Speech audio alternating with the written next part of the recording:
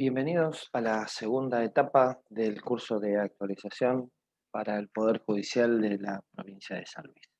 En esta etapa vamos a estar analizando aquello que es concerniente a lo que es la energía, el uso de la energía y los estudios de impacto ambiental.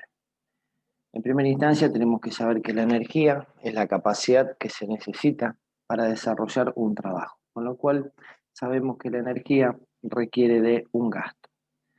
Para ello, los aspectos relevantes de la energía es que no se crea ni se destruye. La energía básicamente se gasta en energía térmica. Esa energía térmica se disipa en todo el ambiente. También tenemos que saber que esa energía es un recurso y ya veremos que son recursos limitados y cuáles aquellos son los recursos ilimitados.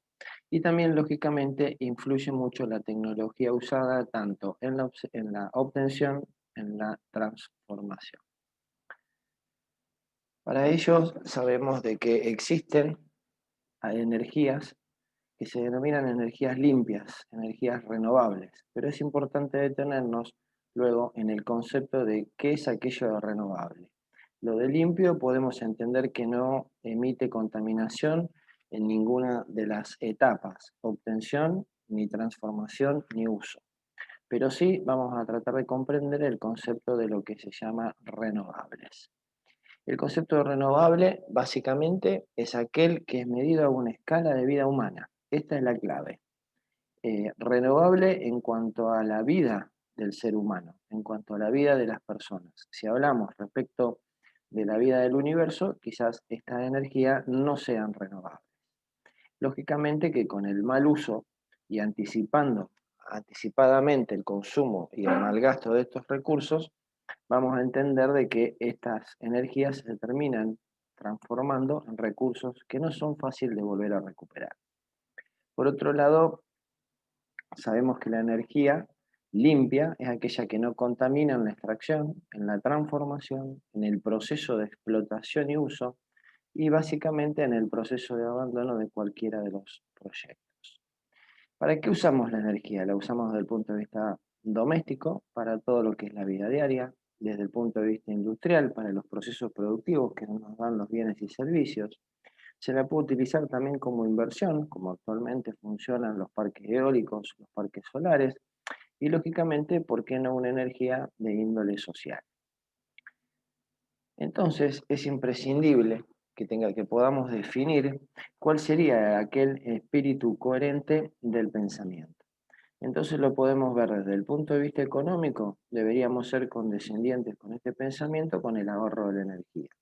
Pero por el otro lado, nosotros la energía la obtenemos desde el ambiente, por lo cual es importante preservar el ambiente para no agotar esos recursos. Y lógicamente, estos recursos, acordémonos que tienen que ser renovables a escala de vida humana. ¿Qué tipo de energía? Bien, para la energía debemos tener en cuenta qué recurso vamos a explotar, vamos a utilizar para transformarlo, cuáles son los costos de instalación, cuál es la factibilidad de uso de esa energía. Hay energías que se adaptan mejor, depende de la zona, según el lugar. Hay lugares donde hay más viento, lógicamente conviene energías eólicas. Si son lugares donde hay calor o irradiación solar, conviene la energía solar. Si estamos hablando de zonas con mucha cantidad de agua, podemos hablar de la hidroeléctrica. Por otro lado, también es importante el uso. ¿Qué uso le vamos a dar a a esta energía?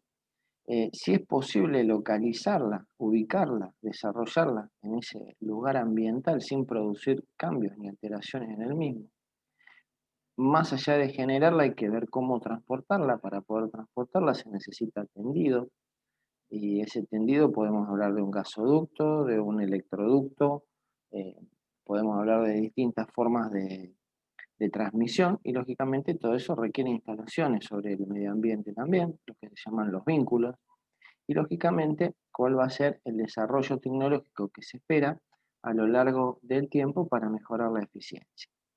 Por un lado sabemos que podemos hablar de energía solar. La energía solar se puede aplicar desde la parte térmica, que tiene que ver con el calor que produce la irradiancia del sol, Pero por otro lado podemos tomar esa irradiancia del sol que en determinados materiales produce un efecto físico que lo transforma a esa irradiación en energía eléctrica en la fotodetección. Básicamente estos son los paneles solares. Por otro lado también tenemos la energía eólica, aprovechamiento de la masa del aire en movimiento.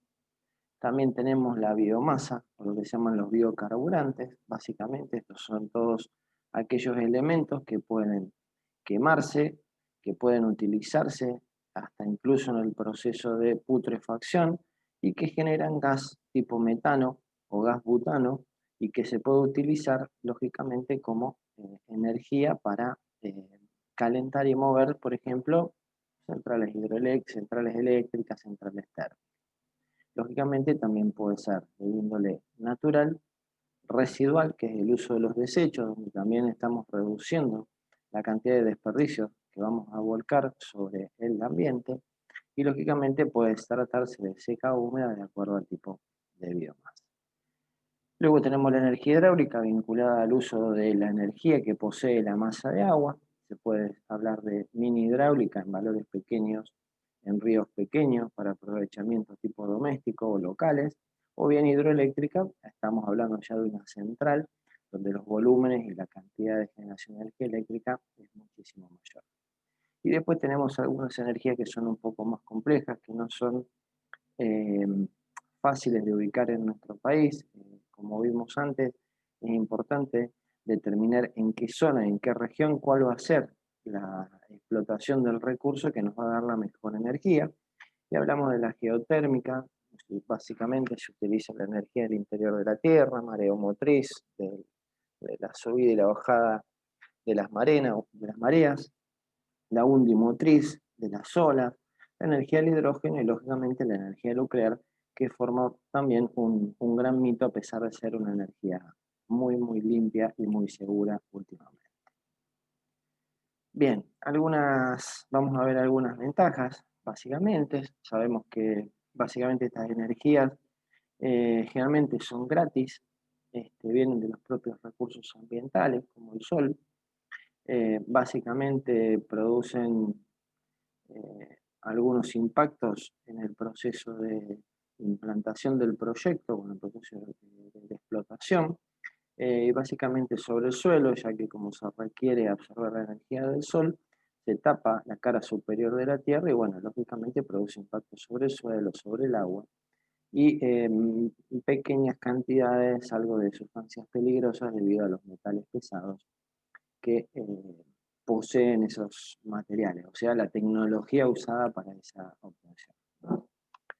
Por otro lado tenemos la energía eólica, que básicamente capta el volumen o la energía que tiene en movimiento el aire en grandes ventiladores que desarrollan una buena cantidad de energía eléctrica. Prácticamente no tienen afectaciones sobre el ambiente, sí sobre la fauna, los hábitats, por el hecho de montar una estructura metálica, una estructura de gran porte, estamos hablando de a veces 130, 160 metros de altura. Y lógicamente una de las ventajas importantes es no solo el ruido, sino también los costos de implantación del proyecto. Luego tenemos las naturales, la biomasa, que son aquellas que utilizan los desechos, y ya sean los desechos de procesos industriales, los desechos de la vida doméstica, por ejemplo, el estiércol de determinados animales obtenidos desde los frigoríficos, de pequeñas eh, poblaciones que tienen su economía basada en pequeños campos o explotación de animales. Es costosa, lógicamente, y requiere de mucho más tiempo porque se trata de la obtención de energía a través de un proceso natural de degradación de la que se llama la biomasa. Bueno, lógicamente la energía hidráulica es una de las energías más limpias, sí suelen producir gran modificación en el terreno, pero desde el punto de vista local, muy puntual, pero lo que tiene esta energía es que no solo es muy costosa, sino que requiere de una gran inversión para la transmisión de la energía. Entonces, ¿cuál es la clave para trabajar en cualquiera de estos proyectos? Bien, es la realización de dos documentos. Un documento que estamos viendo aquí, que es el estudio de impacto ambiental, que es un pronóstico, es una estimación basada en la experiencia, en estudios y en datos, de cuáles serían los daños sobre el ambiente. Ya vamos a ver en qué facetas vamos a estudiar el ambiente. Y por el otro lado, la auditoría ambiental, que en función de aquello que uno trató de pronosticar, trató de poder adelantarse en el estudio, debe valorizarlo, verificarlo a través del diagnóstico si ese estudio es correcto o no y si se requieren o no de determinadas modificaciones. Bien, para eso tenemos que conocer que el ambiente tiene varias funciones. El ambiente es un lugar de recepción, es un lugar en el cual nosotros vamos a depositar cosas, buenas o malas. Básicamente, atrás de cada proceso va a tener no solo un producto, sino también va a tener un residuo. Bueno, ¿qué hacemos con ese residuo? Pero también hoy se plantea qué es lo que vamos a hacer con ese producto cuando ya no sirva más. Entonces, debemos verlo como cuál es la capacidad de acogida del ambiente, es decir, cuánto puede absorber ese ambiente y transformarlo, puede autolimpiarlo para poder implementar ese proyecto, cuánto puede generar ese recurso cada cuánto se renueva, siempre hablando de escala de vida humana, y sobre todo si soporta las actividades, es decir, si estamos hablando de un determinado proyecto en el cual se va a hacer un parque solar, tenemos que, ¿qué significa soportar las actividades? Bueno, tenemos que saber si ese lugar puede aceptar todo aquel desarrollo social y económico y estructural que se va a generar alrededor de ese proyecto. Por otro lado, tiene que ser sostenible, es decir, debe mantener la calidad de vida del ambiente, lógicamente debe permitir el acceso a esos recursos, eh, deberían generar daños no permanentes en el sistema, es decir, cuando ese proyecto termina, el sistema debería volver a la autorrenovación, es decir, estamos hablando acá de la tasa de renovación, y lógicamente mantener los índices de renovación, de acuerdo al propio ambiente. Por lo cual sabemos entonces, como es de público conocimiento, que para cualquier actividad en la actualidad se solicita un estudio de impacto ambiental, es una herramienta de gestión en la toma de decisión frente a qué es lo que ocurre en el mercado o por el mercado, por los requisitos de ese mercado y cuál va a ser el impacto sobre el ambiente. Lógicamente tenemos distintos enfoques de los estudios de impacto ambiental de acuerdo a la etapa en la cual se vayan a desarrollar durante el proceso. Nosotros nos podemos encontrar con estudios antes, durante y después del proceso. Entonces, estos estudios se encaran de distinta manera para poder no solo saber cuáles son los daños, sino también valorizarlos, medirlos. Volvemos de vuelta como pasaba en el tema de seguridad. A variables subjetivas debemos aplicarles variables discretas, variables objetivas, variables con un número. Y lógicamente los objetivos son evitar el daño en el medio ambiente. eh, es importante que se obtengan también rentabilidades, pero no a costa de la extinción del medio ambiente. Que haya costos transferibles a la sociedad, es decir, que la sociedad también vea su propio beneficio, pero no siempre por colocar el beneficio social y económico vamos a destruir el ambiente en el cual vamos a vivir. ¿Por qué? Porque se agota ese recurso y al agotarse ese recurso nos vamos a quedar sin la posibilidad de esa transformación de energía. Lógicamente, para cualquier estudio de impacto ambiental, nosotros, ¿qué necesitamos ver? Y estos son los aspectos en los cuales cualquier proyecto, cualquier actividad humana va a impactar. En el aspecto físico-químico, esto tiene que ver con la tierra, el agua, el aire y el clima, es decir, cómo se modifican los suelos, cómo se modifican las aguas, qué ocurre en el aire, si hay modificaciones o no en el clima. Desde el punto de vista biológico, qué pasa con los seres vivos, tanto animales como vegetales y lógicamente también los socioeconómicos, es decir, qué beneficios o qué perjuicios tiene para los distintos asentamientos. En algunos casos podrá beneficiar, pero ese beneficio, por ejemplo, que se produzca un proyecto en un lugar aislado y luego se produzcan asentamientos sociales con generación de trabajo, mano de obra y un montón de elementos que mejoran la calidad de vida social, hay que ver si ese ambiente acepta o no esa cantidad de gente, por ejemplo, si tenemos los servicios necesarios para que esas personas puedan contar con un ambiente amigable para poder vivir. Lógicamente, también se analiza el cambio perceptual, cómo se ve el ambiente, cómo cambia. Y lógicamente también se observan algunas cuestiones en cuanto a preservar aquellos lugares que son zonas protegidas, yacimientos arqueológicos, todo lo que tenga que ver con la cultura, con las costumbres de la zona. Entonces es importante poder definir un indicador del impacto, poder definir cuán grande va a ser ese impacto, cuánto va a ocupar del terreno, qué importante es ese impacto, cuánto cambia, ¿no?, la calidad ambiental, si me genera o no fragilidad ambiental y, lógicamente, definir cuál va a ser el proyecto. ¿Cuáles son los elementos del estudio de impacto ambiental? Básicamente es una cuestión estratégica, forma parte de un informe detallado que debe ser preliminar al inicio del proyecto, porque esto no puede dar de ir para adelante con el proyecto o bien que se detenga ese proyecto porque los daños pueden ser superiores a los beneficios. Es importante medirlo, valorizarlo, cuán grande o cuán pequeño. Lógicamente, la declaración del impacto, esto es la aplicación, el blanqueo de ese impacto ambiental, es decir, estamos promocionando o diciendo cuál va a ser ese impacto ambiental frente al beneficio que pueda llegar a tener. Y lógicamente estimarlo al impacto ambiental.